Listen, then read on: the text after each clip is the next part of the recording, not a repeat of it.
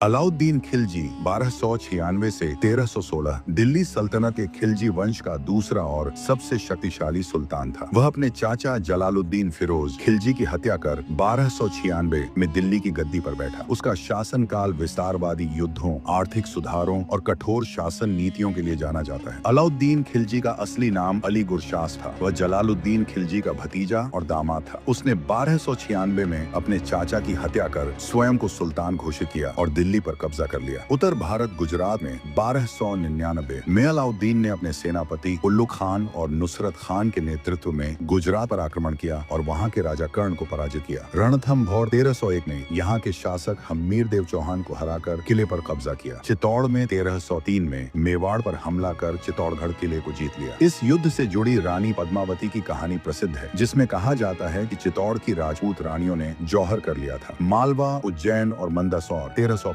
अलाउद्दीन ने इन क्षेत्रों पर भी विजय प्राप्त की। अलाउद्दीन खिलजी पहला सुल्तान था जिसने दक्षिण भारत पर आक्रमण किया। उसके सेनापति मलिक काफूर ने 1308 से 1312 के बीच कई दक्षिणी राज्यों को लूटा। देवगिरी महाराष्ट्र, 1308 वारंगल आंध्र प्रदेश, 1309 द्वारा समुद्र कर्नाटक, 1310 मदुरई तमिलनाडु, 1311 उसने इन राज्यों पर सीधा शासन स्थापित नहीं किया बल्कि उन्हें कर देने के लिए मजबूर कर दिया। न्याय कठोरता, उसने विद्रोहियों को सख्ती से कुचला और कड़े दंड दिए। मूल्य नियंत्रण नीति, गेहूं, चावल, घी, दाल, कपड़ा आदि की कीमतें नियंत्रित करने के लिए बाजार व्यवस्था लागू की। जमीन से लगान वसूलना, किसानों से 50% तक का कर लिया जाता था। गुप्तचरों की व्यवस्था, सुल्तान ने अपने साम्राज्य में मजबूत जासूसी तंत्र स्थापित किया। अलाउद्दीन के शासनकाल में मंगोलों ने कई बार दिल्ली पर हमला किया, लेकिन उसने सफलतापूर्वक उनका प्रतिरोध किया। उसने दिल्ली के चारों ओर मजबूत किलेबंदी कराई और अपनी सेना को मजबूत किया। अलाउद्दीन खिलजी की मृत्यु 1316 में हो गई। उसके बाद उसका मंत्री मलिक काफूर ने उसके बेटों को कमजोर कर सत्ता हथियाने की कोशिश की, लेकिन जल्द ही